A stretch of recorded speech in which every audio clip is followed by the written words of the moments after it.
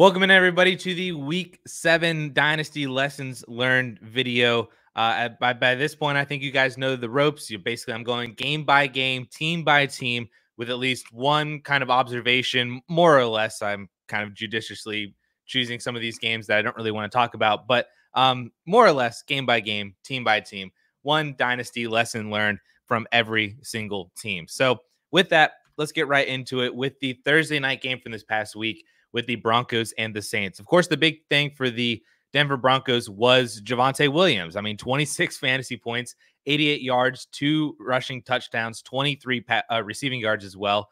And this was, I mean, as a Javonte Williams fan, this was really, really fun to watch. It was his first multi-touchdown game. He also took advantage of a really bad run defense. That's probably another lesson that I learned just for the fantasy season in general this year, is to play your running backs against the New Orleans Saints because they have been absolutely shredded. And they also gave Javonte Williams the best game probably of his entire career. So with that being said, while I am encouraged by this for Javonte Williams, just as a Javonte fan, I still think that he is probably a sell in Dynasty. And if you can use this game as a way to sell to an upper running back tier that you probably previously weren't able to with Javonte, then I would love to do that. Like, what do you have to add to Javonte to get to Brian Robinson, to get to Joe Mixon, to get to even somebody like Jonathan Brooks, maybe if you can buy low on him? That is what I would like to do with Javonte, like David Montgomery, guys like that. Like, how can you upgrade from Javonte to somebody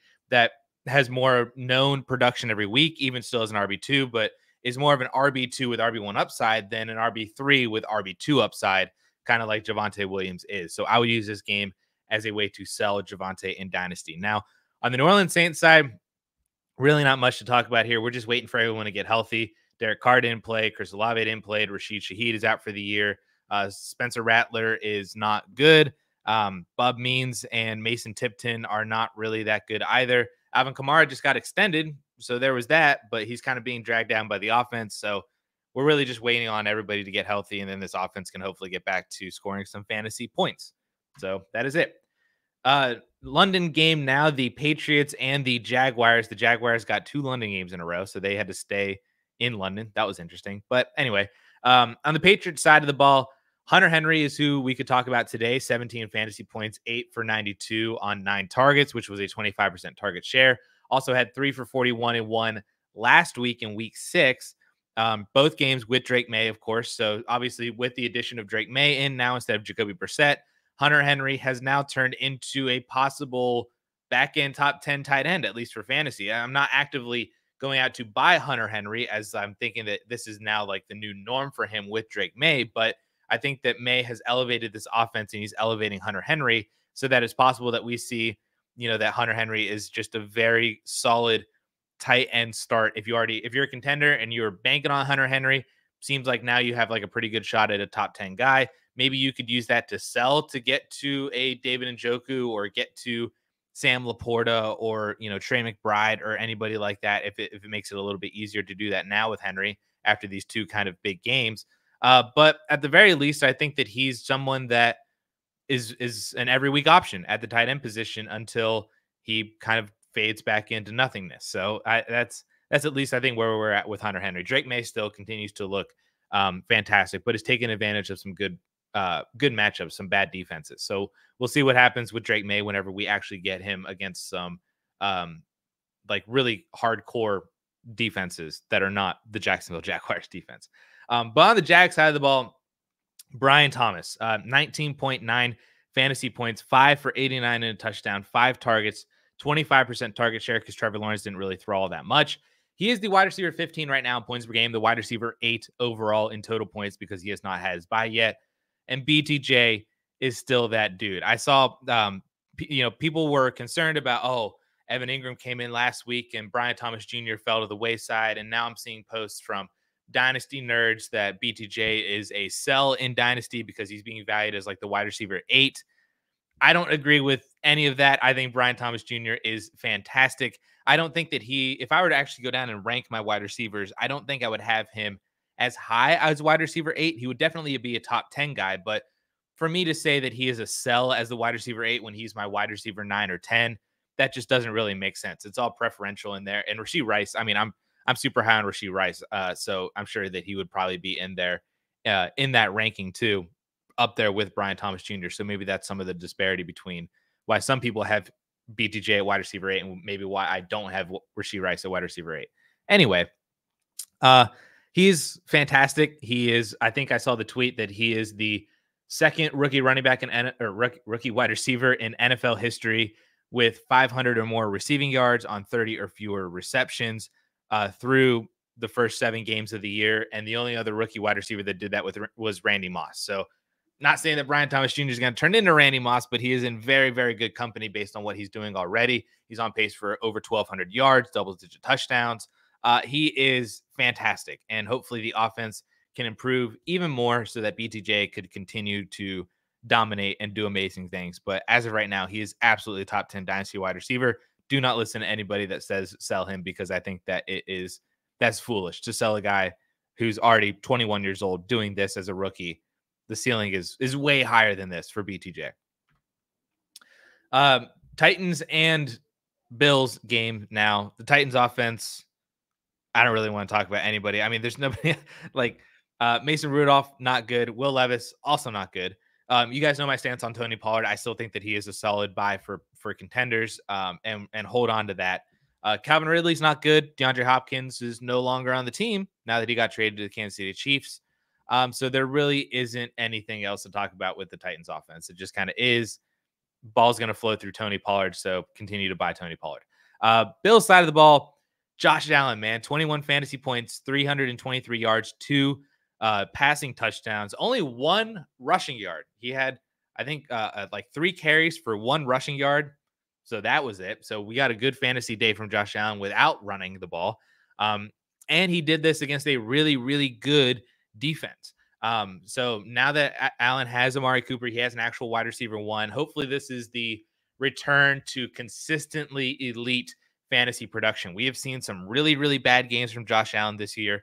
Most of them have come on the road. His home road splits this year have been crazy. And this was a home game for the Bills. But hopefully now with the addition of Amari Cooper, you have Khalil Shakir back. Dalton Kincaid is there too. James Cook coming out of the backfield. Keon Coleman had a really good game. He had like 4 for 125 and a touchdown this week. So that worked out well for Keon Coleman. Hopefully now that we seem like we have a competent offense and an actual capable wide receiver 1, that's not Khalil Shakir is a very good wide receiver, but he's not a wide receiver 1. Amari Cooper is a wide receiver 1, and he didn't really do all that much. He ran like 10 routes this game. So hopefully as Amari gets more integrated into this offense and Josh Allen is more willing to throw, the offense is more willing to throw as well. We get more peak weeks from Josh Allen like we have in the past, and we get fewer floor games where his floor games are now, maybe 15, 16, 17 fantasy points, not under double-digit fantasy points. And it would be nice to see him run a little bit more too. It's nice that we saw him get over 300 and throw for 2 passing touchdowns, and he didn't run at all, still had a good game. So hopefully there's a game in the not so distant future where he has passing numbers like this and he rushes for like 40 yards and a touchdown. So that's just what I wanted to touch on there with Josh Allen, that hopefully the floor games are gone and the floor has risen and the ceiling has also risen now that Amari Cooper is there. Texans and Packers now. On the Texans side of the ball, Joe Mixon, man, has been absolutely incredible all year. He's basically scored 24 or more fantasy points in every single game that he's been healthy. He scored 5 in week 2. That was the game that he got hurt in. But in the other 3, in week 1 against the Colts, he had like 23.8. And in the past 2 weeks, he's had over 24. He has been incredible. He had it's another 100-yard game, 115 yards and 2 touchdowns. Still 2 receptions for 9 yards. He is legitimately turning into a legit league winner. And if he's somehow still available for you to buy as a contender, assuming that he's not on a contender himself, I would pay a first-round pick for him. I think that Joe Mixon has the production that I'm looking for from this year, also has more long-term upside in terms of he signed that new contract at the offseason. He's there for a couple of more years in this fantastic Texans offense. So he has the production now. He's got some legit longevity. So I'm willing to pay a first-round pick, a late first-round pick for Joe Mixon if you are a contender, same as I would with David Montgomery or anybody else kind of in that range that is scoring points and has some longevity. Mixon has entered that conversation. I think he's a top 15 dynasty running back right now based on what he's doing. He has been phenomenal. On the other side of the ball, Josh Jacobs, the other opposing running back on the other side, 20 fantasy points this week, had 12 carries for 76 yards, then had 5 for 16. And we finally got a receiving touchdown for Josh Jacobs. So that's very fun. It's his first of his career. Congratulations, Josh. But he has quietly had like a very good stretch of games over the past 3 weeks. He's had 17 plus touches all 3 weeks, 90 plus total yards all 3 weeks, and he scored a touchdown in 2 of those 3 games. He's starting to, get integrated into this offense, find his footing. Marshawn Lloyd hasn't done anything and also been injured. Emmanuel Wilson is still just kind of the change of pace guy. Josh Jacobs, this is his backfield. Even though he's not seeing, insane volume like he was in Vegas, this is kind of what I was talking about before the season started, where there was basically 2 roles that Jacobs could either fill. He could either come in and be the bell cow like he was in Vegas, or he could come in and be Aaron Jones 2.0. And that's kind of what we're getting, I think, right now. We're getting Aaron Jones, where he's getting 12 to 14 carries, another 3, 4, 5 receptions a game. So he's getting there in terms of total touches. It's just a little bit more in the receiving game. That's kind of what we've been seeing over the past couple of weeks. So I like it overall. I think that Josh Jacobs is a good buy low for contenders right now because he had a very quiet and kind of mediocre start to the year. But over these past 3 weeks, if this is indicative for what we're getting for the remainder of the year, I think Josh Jacobs is a very good buy. I would not pay a first for Josh Jacobs. I think I draw the line there that I would not pay a first for Josh Jacobs like I would for Mixon.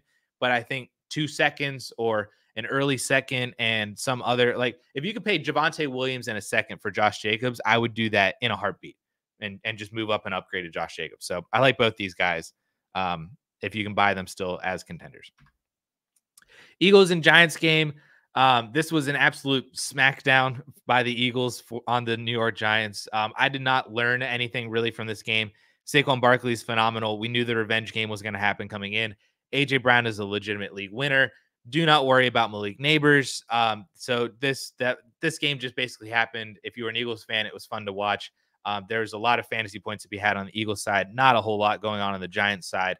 They pulled basically like all of their starters by like 8 or 9 minutes left in the fourth quarter. But like I didn't really learn anything, so not really much to talk about here, I don't think. And definitely don't worry about Malik Neighbors. Lions and Vikings. On the Lions side of the ball, Jameson Williams. This has been kind of an ongoing discussion over the past couple of weeks, but I think we really need to talk about it now. 0.6 PPR points. He had 1 reception for -4 yards on 1 target. And he is essentially the wide receiver version of the rush of like a Russian roulette game, essentially, where it's either you're going to spin the chamber and you're going to hope that you get a 60, 70-yard touchdown, or you spin the chamber and you get a dud, 1 catch for -4 yards because he's not involved in the offense. It has been 5 weeks, 5 calendar weeks, 4 games since Jameson Williams has seen 5 or more targets in a game. Over his last 4 games, he has just 7 receptions on 10 targets. Thankfully, for the 2 weeks prior to this past week, like I said, he caught those long ball touchdowns. He was like 2 for 70 in a touchdown and like 2 for 80 in a touchdown. So he got there for fantasy on the long touchdowns. But I mean, you can't rely on that. He is Gabe Davis. That is what he is. Amon-Ra is still the heart and soul of this offense. They want to run the ball with Jahmyr Gibbs and David Montgomery. Sam Laporta is still there as well. It's just Jameson Williams is just not who I think that we wanted him to be based on how he started out the year. And now that he's facing this 2-game suspension, he is a massive, massive sell, man. He's the wide receiver 28 on Keep Trade Cut. This was as of yesterday. As of today, he's still the wide receiver 28. But I would trade him right now for George Pickens, for Brandon Ayuk, for Jalen Waddle. Those are 3 names that are directly ahead of Jameson Williams. I'd sell him for Jordan Addison. I'd sell him for Terry McLaurin. I'd sell him for Ladd McConkey. I'd sell him for Deebo Samuel, Tank Dell, Mike Evans, Cooper Kupp, Amari Cooper, Stephon Diggs, Deontay Johnson. Like that, all of a sudden now, I don't even know if Jameson Williams would be in my top 40 wide receivers for Dynasty.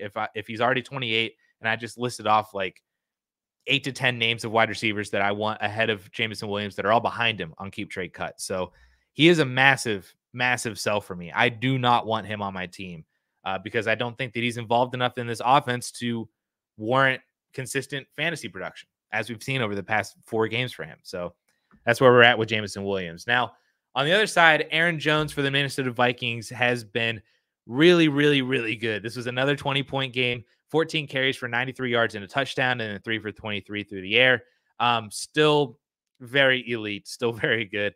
Not counting the one game that he got hurt in. So he's played 6 games total. One game he got hurt in. So the other 5 games he's played, he's rushed for 90 or more yards in 4 of those games, scored a touchdown in 3 of those games, and he's had 3+ receptions in 4 of those games as well. He has been amazing as this like high-end RB2 with RB1 upside, just like what he had this past week, because of the volume. And the offense is good enough. The defense has been great, so they're winning a lot of games, and the game script has been positive for the Minnesota Vikings to where Aaron Jones can help run down the clock and kind of ice games. Ty Chandler has really not been all that much involved when Aaron Jones is healthy. This is Aaron Jones's backfield. Again, this is another running back that if you're looking for running back depth or extra production as a contender, I'm not paying a first-round pick for Aaron Jones, but 2 seconds. Again, Javonte Williams in a second. How can you go from Javonte to Aaron Jones?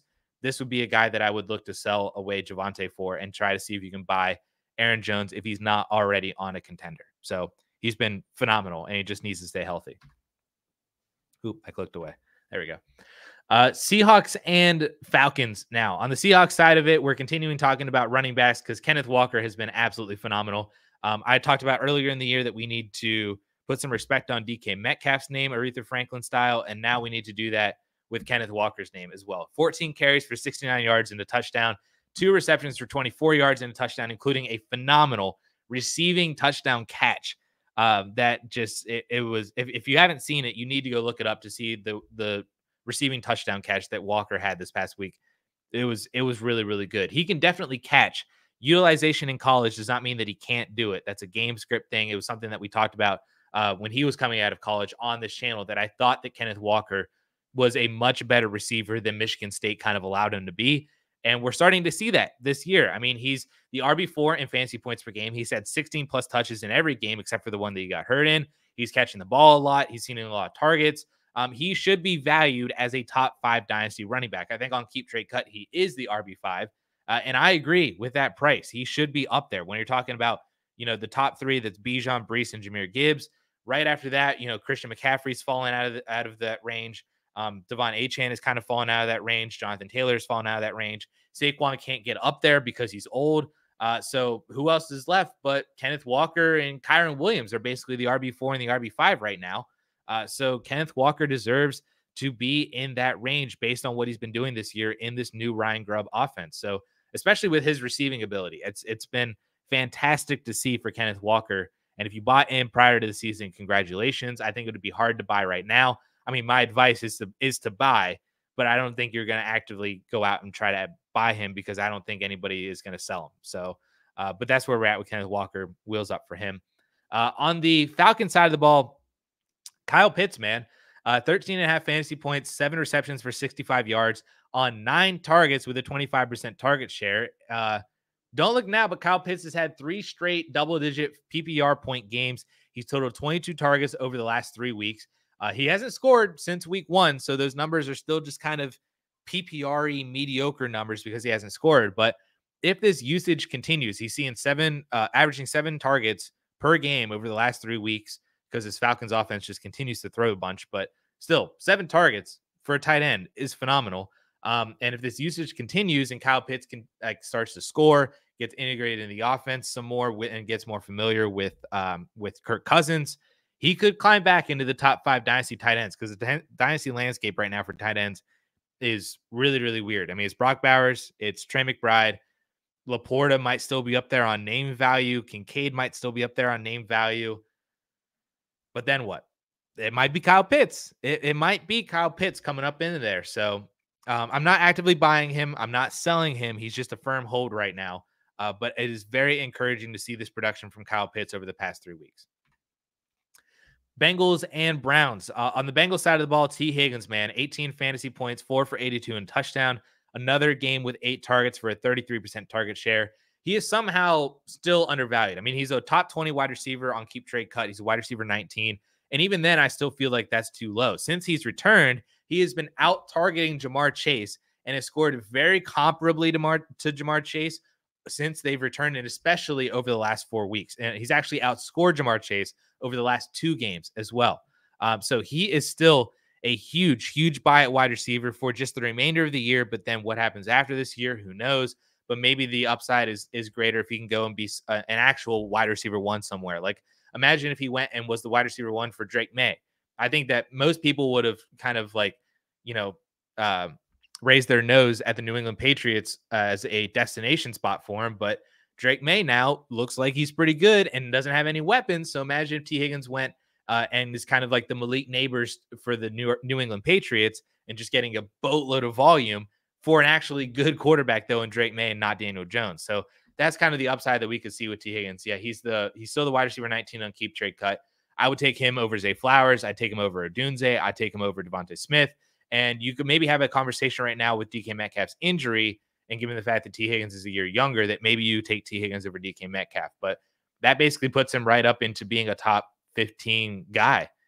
So Higgins still undervalued. His value is definitely still rising, but still undervalued for what he's been doing over the past few weeks. And then on the Browns side of the ball, Sean Watson got hurt. So we get Jameis Winston. I typed out, please play Jameis. And then I was doing all this stuff preparing for this yesterday. And then late yesterday, or maybe it was this morning, I don't remember. They announced that they are going to start Jameis Winston. So that is phenomenal. We get Jameis Winston. Unfortunately, that doesn't help Amari, but hey, he's with Josh Allen now, so it doesn't really help. Doesn't really matter. But for the Browns, there's about to be a lot more fantasy points coming because they are playing Jameis Winston. This is great for David Njoku. This is great for Jerry Jeudy, great for Elijah Moore, great for Cedric Tillman, who had 8 targets. This is great for everybody on that offense, including Nick Chubb now coming back from injury and scoring a touchdown. Phenomenal to see. Really great. Love rooting for that guy. So fun to see him get into the end zone. But I'm not buying any Browns players. Like I would buy David Njoku, but I'm not really buying any other guys. Cedric Tillman was a waiver wire ad this week if he was still available. But I wouldn't go out and buy Jerry Jeudy. I wouldn't go out and buy Elijah Moore. I wouldn't even go out and buy Jameis Winston. I just think that this is just going to be good for the offense, and we'll just see how it goes from here on out. Dolphins and Colts. I mean, this whole entire game, there wasn't really anything to talk about. We're getting Tua back, hopefully this week against the Arizona Cardinals at home. So thank you. Please elevate this offense back to where it should be with Tyreek and Waddle and Achane. So that's good. On the Colts side of the ball, Anthony Richardson is still not it. I want Joe Flacco back from a fantasy perspective, but Anthony Richardson is still a sell. Everybody else on that team is still a hold. And that is just kind of that game. Don't really think there's anything else to talk about. So we'll move on.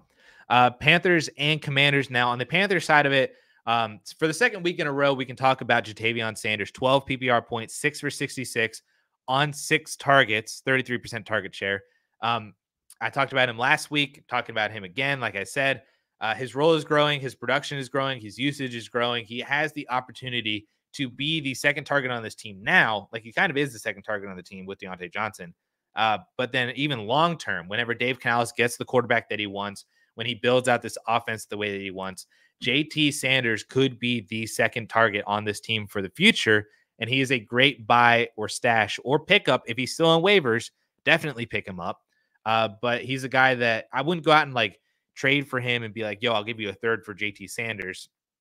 But if you include him in a bigger trade that you're doing, I think that he is a phenomenal player to stash right now as a great tight end too, with long-term tight end 1 upside.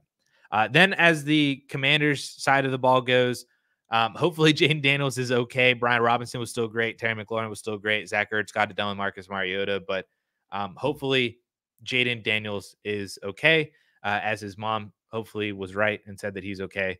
But that's basically the only storyline here. There's nothing really else to talk about with the Commanders because the good guys got it done. The other guys don't really matter all that much. So it is what it is. And pick up Mariota on waivers if he's still out there. Raiders and Rams, another game that just really wasn't much to talk about, especially on the Raiders side of the ball. Brock Bowers is elite. We know that. Alexander Mattison had a good game against a bad defense, but don't really know if that's going to mean anything. So it's just Brock Bowers. Yay for Brock Bowers and Jacoby Myers whenever he comes back from injury. And then on the Rams side of the ball, we're waiting on Cooper Kupp to return. Sounds like it's going to happen this week on Thursday night.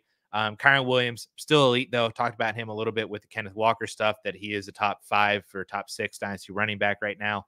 And that's basically it. So I like with Cooper Kupp coming back and then Puka not far behind him, that's going to hurt Jordan Whittington. That's going to hurt Tutu Atwell. So if you can sell those guys for higher prices now before they come back, then that would be fun. But I feel like most people aren't going to go out and like, they're not going to buy Tutu Atwell. They might not even buy Whittington, even though I think Whittington is a much more intriguing long-term stash, especially with the news that Cooper Kupp might be traded. So interesting. We'll have to see. But Kupp is coming back. Kyron is great. That's super fun. Chiefs and Niners game then. I don't know why I didn't change the Chiefs, David Montgomery. I didn't change that to Kareem Hunt. That should say Kareem Hunt because we're talking about Kareem Hunt. 22 fantasy points, 22 for 78 and 2 receptions for 5 yards. He has by far been the biggest surprise to me for this offense without Rashee Rice and without Isaiah Pacheco. I did not expect Kareem Hunt to be doing anywhere near what he's been doing at his age and based on when we last saw him with his injuries and everything like that. I'm not going out and buying him as a contender because he's still a very temporary asset because Isaiah Pacheco could be back in just a couple of weeks. But for the time being, Kareem Hunt has been really, really good. And if you already had him or you picked him up, he's been phenomenal for you as a contender. Maybe if you wanted to sell, then sure, I'd sell him for a second if you don't really need him for fantasy points.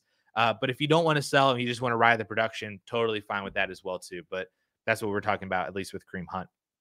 On the Niners side of the ball, Brandon Ayuk, man, 4 fantasy points, 2 for 23. He did have 6 targets though, which was a 20% target share, despite tearing his ACL during the game. So it was super unfortunate. He was getting the targets and then just kind of got rolled up on his knee during a tackle. A bad season, gotten even worse now with his torn ACL. But I am still buying. I was team buy Brandon Ayuk all season. I was still buying Brandon Ayuk even after his big game. And now I am buying Brandon Ayuk from the torn ACL. I expect his value is going to drop significantly. I think on Keep Trade Cut, I saw him as the wide receiver. Yeah, he's a wide receiver 26 on KTC. I expect that value to drop significantly. I think Pickens will bump him. Addison will bump him. Worthy, McLaurin, McConkey, Debo, Tank Dell.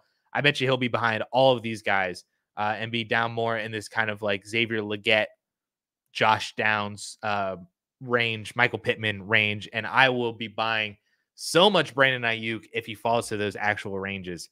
I don't think I would pay a first for him right now because I don't think you need to. And I think that there might be better things that you could use your first round pick on than a wide receiver that just tore his ACL. But I mean, he's got the contract long term. Debo might not be on the team, by the end of the season, let alone next year or anything like that. So I think Brandon Ayuk is going to be good. I think that he's been too good for too long, that this is a really down year, and that once he comes back and he's fully healthy, he's out of off season to train and get back into football shape, reconnect with Brock Purdy, he could still be really good. I think this is kind of like a T. Higgins situation. Higgins never tore his ACL, but we saw that Higgins has kind of been injury prone over the past year or two. And now that he's, kind of gotten past that a little bit, he's been still phenomenal. So I'm buying Brandon Ayuk as much as I can, especially if his value continues to drop significantly. Getting into the Sunday night game now, the New York Jets and the Pittsburgh Steelers. On the Jets side of the ball, Breece Hall has been spectacular. He has been spectacular ever since they changed play callers over from Nathaniel Hackett over to Downing. He has been right back into this bell cow role that he had before Braylon Allen kind of came in and asserted himself. Allen is still involved. It's not like he's hurt, but he's just not as involved as he once was. And Breece Hall is back into this bell cow workload now. 12 carries for 38 yards and touchdown, 6 receptions for 103 yards, including that big touchdown that I had hoped that he would have been able to take to the house, but he looked gassed because he's been playing a lot. But 9 targets for a 23% target share. You love to see the volume overall.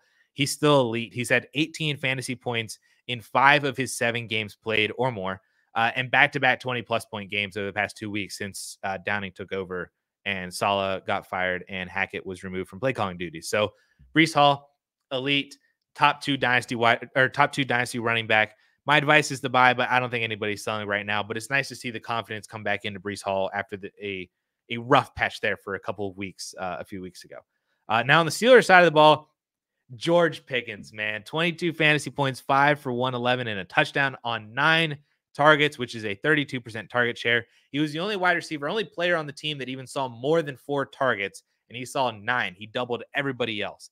And Russell Wilson, man, was everything that I had hoped that he would be as both a fantasy analyst and player. As a Steelers fan, Russell Wilson was everything that I wanted him to be because he elevated this offense, this passing offense, to a degree that Justin Fields just could not or would not do, or Arthur Smith would not allow him to do.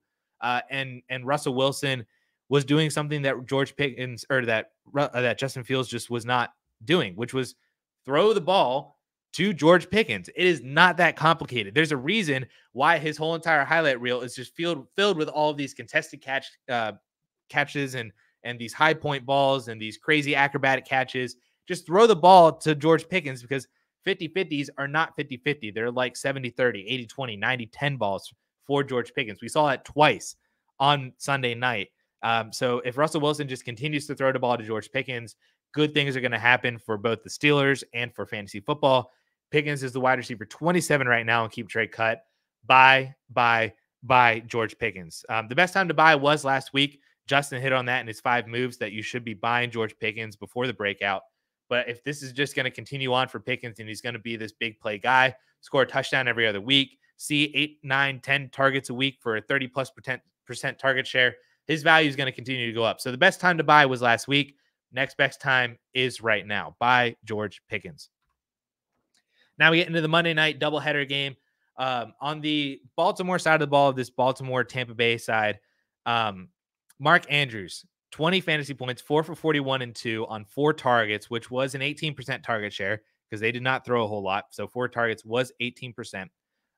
He might be back, man. Over the past 3 weeks, Mark Andrews is averaging 4.75 targets per game, 54 yards per game, 1 touchdown per game, 15 fantasy points per game. Now, a lot of that's because he scored 3 touchdowns over the past 3 weeks, 2 of them this on Monday night and then 1 last week. But still, I mean, he's seeing consistent volume of 4 or 5 targets a game.